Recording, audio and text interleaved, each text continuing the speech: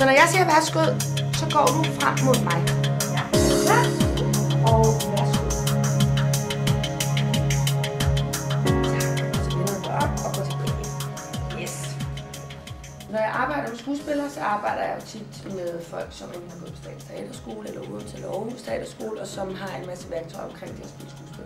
Så skal man være en anden person.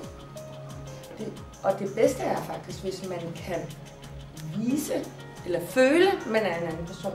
Så helt ind i det inderste, frem for at vise, at man er det. Forstår I forskellen på det? Okay, værsgo, nej.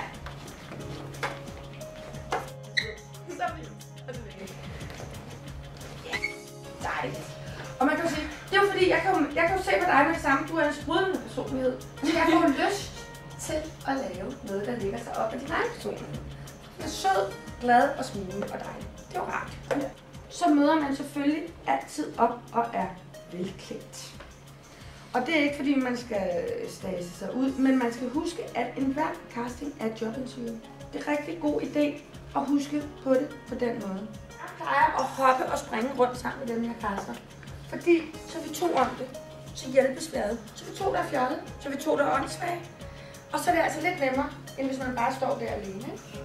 Men det er simpelthen noget med at sige, ja, jeg er åndssvag og tosset og fjollet. Det er det, jeg skal nu de næste 5 minutter. Jeg skal skabe mig og lade som om, jeg er noget andet, end jeg er, eller gøre nogle ting, jeg ikke plejer at gøre. Og det er okay.